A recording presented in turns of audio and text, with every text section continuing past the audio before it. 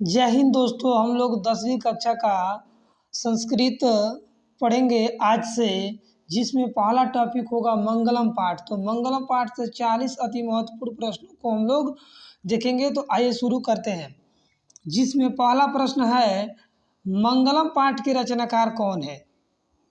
तो इसका सही उत्तर होगा option number D, Ved Vyas. अगला प्रश्न है उपनिषद के रचनाकार कौन है। तो इसका सही उत्तर होगा option number C, Ved Vyas. या मंगलम पाठ के लेखक और उपनिषद के रचनाकार ये दोनों हैं वेद व्यास। अगला प्रश्न है उपनिषद किसका भाग है। तो इसका सही उत्तर होगा ऑप्शन नंबर सी, वैदिक साहित्य का भाग है उपनिषद। और उपनिषदों की संख्या 108 होती है। और इसमें मंगलम पाठ में 5 मंत्र का वर्णन किया गया है।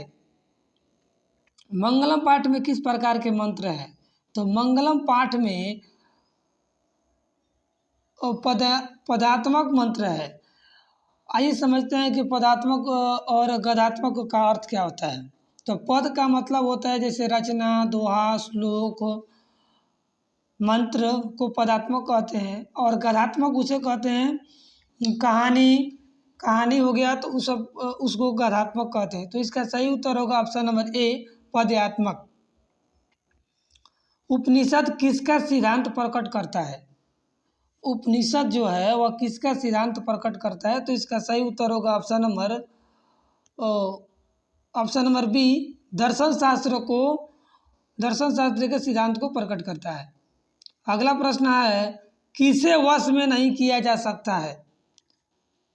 तो इसका सही उत्तर होगा ऑप्शन नंबर ए, आत्मा को वश में नहीं किया जा सकता है। तो अगर 40 अति महत्वपूर्ण प्रश्नों को नोट्स बना लेते हैं और याद कर लेते हैं तो इसमें से लगभग आपको 2 से 3 प्रश्न आपको बिहार बोर्ड के एग्जाम में देखने को मिल जाएगा। मंगलम पाठ कहाँ से संकलित है। तो इसका सही उत्तर होगा ऑप्शन नंबर सी, उपनिषद से संकलित है। और उपनिषदों की संख्या 108 होती है। तो आइए अगला प्रश्न देखते हैं, महान से भी महान क्या है। तो इसका सही उत्तर होगा आत्मा। तो इसका सही उत्तर होगा ऑप्शन नंबर ए, आत्मा। अगला प्रश्न है सूक्ष्म से सूक्ष्म कौन है। तो सूक्ष्म से सूक्ष्म और महान से महान यह दोनों है आत्मा। प्राणियों की हृदय रूपी गुफा में सूक्ष्म से सूक्ष्म और महान से महान आत्मा विद्यमान रहती है। अगला प्रश्न है विद्वान शोक रहित होकर किसको देखता है। तो इसका सही उत्तर होगा ऑप्शन नंबर सी, परमात्मा। विद्वान शोक रहित होकर किसको देखता है। तो यह परमात्मा को देखता है। मंगलम पाठ में 5 मंत्र है और इसमें पहला मंत्र है कि हिरमेन पात्रेण शतस्य मुखम। तो वह है ईशावास्य उपनिषद से संकलित। और विद्वान शोक रहित होकर यानी कि अणो अड़ियान और महतो महियान का जो वर्णन है वो कंठो उपनिषद में वर्णन है। तो इसका सही उत्तर होगा विद्वान शोक रहित होकर किसको देखता है। तो यह परमात्मा को देखता है। अगला प्रश्न है सत्य से किसका मार्ग प्रशस्त होता है। तो इसका सही उत्तर होगा ऑप्शन नंबर बी, देवलोक। अगला प्रश्न है यह संपूर्ण संसार किसके द्वारा अनुशासित है। तो इसका सही उत्तर होगा ऑप्शन नंबर बी, परमात्मा के द्वारा यह संपूर्ण संसार अनुशासित है। अगला प्रश्न है वेदामेतम पुरुषम महांतम विदेत अन्याय मंत्र किस उपनिषद से लिया गया है।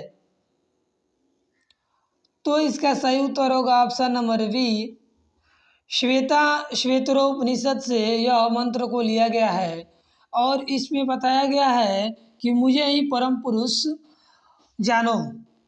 तो इसका सही उत्तर होगा ऑप्शन नंबर बी, श्वेतरोपनिषद।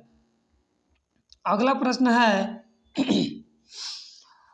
अरो अड़ियान महतो महियान महिमानम आत्मन मंत्र किस उपनिषद से संग्रहित है? अणु अणियान महतो महियान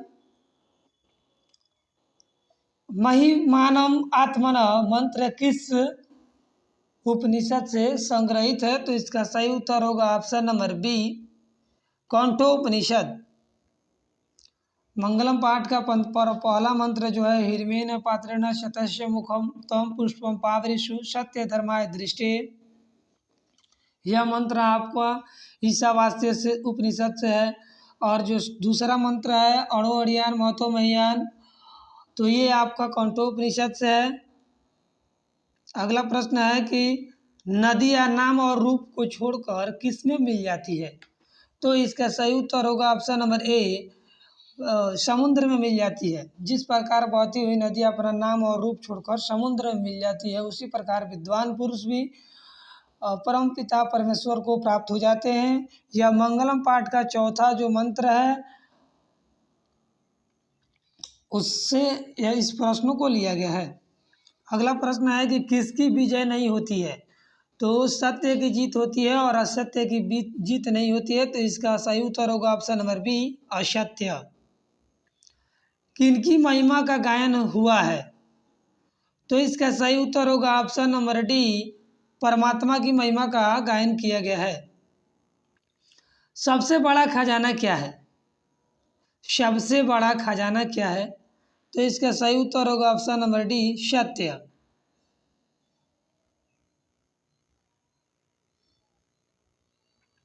ईश्वर क्या है? तो इसका सही उत्तर होगा ईश्वर क्या है? तो ईश्वर ही सत्य है। अगला प्रश्न है ईशावास्य उपनिषद में किसके विषय में कहा गया है? ईशावास्य उपनिषद में किसके विषय में कहा गया है? तो इसका सही उत्तर होगा ऑप्शन नंबर बी, परमात्मा के बारे में कहा गया है कि हे परमेश्वर, सोने के आवरण से तुम्हारा मुंह ढका है, सत्य धर्म की प्राप्ति के लिए तुम उस आवरण को हटा लो। कौंठो उपनिषद में किसके बारे में कहा गया है? तो कौंठो उपनिषद में या मोक्ष की प्राप्ति के बारे में बताया गया है कि प्राणियों की हृदय रूपी गुफा में सूक्ष्म से सूक्ष्म और महान से महान आत्मा विद्यमान रहती है। श्वेता श्वेतरो उपनिषद में किसके बारे में बताया गया है? तो इसका सही उत्तर होगा ऑप्शन नंबर ए, परमात्मा के बारे में बताया गया है। किसके प्रभाव से विद्वान शोक रहित होते हैं? किसके प्रभाव से विद्वान व्यक्ति जो होता है शोक रहित होता है? तो इंद्रियों के प्रभाव से व्यक्ति शोक रहित हो जाता है। सत्य मार्ग से विद्वान कहाँ चले जाते हैं? तो सत्य का एक ऐसा मार्ग है, सत्य मार्ग से विद्वान युद्धेव लोक को प्राप्त हो जाते हैं। अगला प्रश्न है कौन अपने नाम और रूप को छोड़कर समुद्र में विलीन हो जाता है, यानी कि मिल जाता है? यथा नद्या स्यंदमाना समुद्रे नाम रूपे विहाय। तो जिस प्रकार बहती हुई नदी अपना नाम और रूप छोड़कर समुद्र में विलीन हो जाती है, तो इसका सही उत्तर होगा ऑप्शन नंबर ए, समुद्र। साधक किसको पार करते हैं? यानी कि जो साधक व्यक्ति होते हैं वह मृत्यु को भी पार कर जाते हैं, उनको पता नहीं लगता है। अगला प्रश्न है सत्य धर्म के लिए किसको हटा लो? सत्य धर्म के लिए किसको हटा लो? तो ये हिरमेण है, यानी कि सोने के पात्र से जो तुम्हारा अब मुंह ढका हुआ है, सत्य धर्म की प्राप्ति के लिए तुम उस आवरण को क्या कर लो? हटा लो। सत्य का मुंह किस पात्र से ढका हुआ है?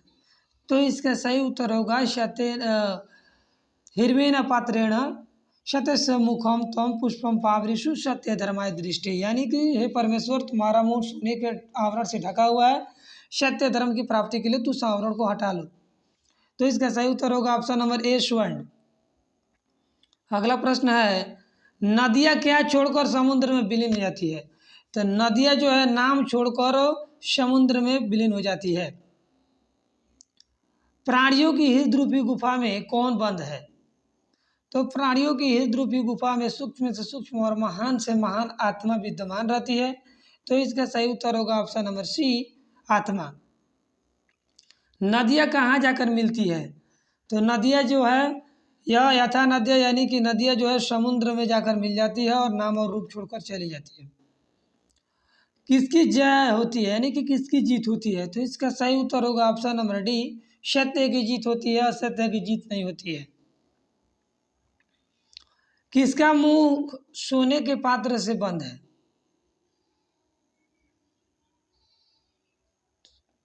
तो इसका सही उत्तर होगा ऑप्शन नंबर ए, सत्य का। ब्राह्मण का मुंह किससे ढका है, अब तो इसका सही उत्तर होगा ऑप्शन नंबर सी, सोने के पात्र से ढका हुआ है। विद्वान अपना नाम छोड़कर किसमें विद्वान अपना नाम छोड़कर किसमें मिल जाता है, तो इसका सही उत्तर होगा ऑप्शन नंबर सी, परमात्मा को, परम पिता परमेश्वर को प्राप्त हो जाता है। यानी जिस प्रकार बहती हुई नदियाँ अपना नाम और रूप छोड़कर समुद्र में विलीन हो जाती है, ठीक उसी प्रकार विद्वान पुरुष भी परम पिता परमेश्वर को प्राप्त हो जाते हैं अपना नाम और रूप छोड़कर। ऋषि लोग देवलोक की प्राप्ति के लिए किस मार्ग को अपनाते हैं, तो इसका सही उत्तर होगा ऑप्शन नंबर बी, सत्य मार्ग के द्वारा ये ऋषि लोग देवलोक की प्राप्ति करते हैं। हिरमेन पात्रेण सत्य धर्माय दृष्टि, यानी कि हिरमेन पात्रेण शतस्य मुखम तम पुष्पम पावृषु सत्य धर्माय दृष्टि किस उपनिषद का मंत्र है, तो यह मंगलम पाठ में 5 मंत्र है और इसमें पहला जो उपनिषद है वह ईशावास्य उपनिषद है, तो इसका सही उत्तर होगा ऑप्शन नंबर सी, ईशावास्य उपनिषद। उपनिषद के अंतिम भाग में किसका सिद्धांत है, तो इसका सही उत्तर होगा ऑप्शन नंबर ए, उपनिषद में दर्शन शास्त्र के बारे में बताया गया है। और आदित्य का पर्यायवाची क्या है, तो यह आदित्य का पर्यायवाची सूर्य है।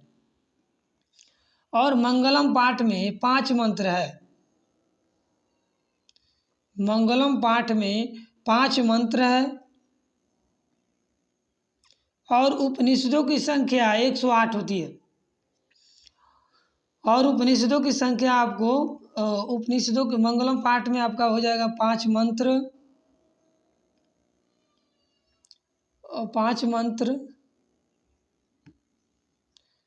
और इसमें उपनिषदों की संख्या है 108। तो मंगलम पाठ में 5 मंत्र है और जिसमें पहला मंत्र था आपका ईशावास्य और दूसरा मंत्र है आपका कंठो उपनिषद और तीसरा जो है वह मुंडको उपनिषद, चौथा मुंडको उपनिषद से है और 5वां जो मंत्र है वह आपका है श्वेता उपनिषद। तो मंगलम पाठ में टोटल 5 उपनिषदों के 4 उपनिषद की बताया गया है संख्या, टोटल मंत्र 5 है लेकिन इसमें 4 उपनिषद का ही वर्णन किया गया है। और एक उपनिषद जो है ना मुंडको उपनिषद, तो उसको दो बार चर्चा किया गया। तो क्वेश्चन पूछेगा कि मंगलम पाठ में किस उपनिषद की चर्चा 2 बार की गई है, तो इसका सही उत्तर होगा ऑप्शन सही उत्तर होगा मुंडको उपनिषद। तो अगर अभी तक मेरे इस यूट्यूब चैनल को सब्सक्राइब नहीं किया तो सब्सक्राइब कर बेल आइकन प्रेस कर लेंगे ताकि 10वीं कक्षा से संबंधित कोई भी वीडियो हो तो आपको सबसे पहले मिले। मिलते हैं अगले वीडियो में। जय हिंद, जय भारत।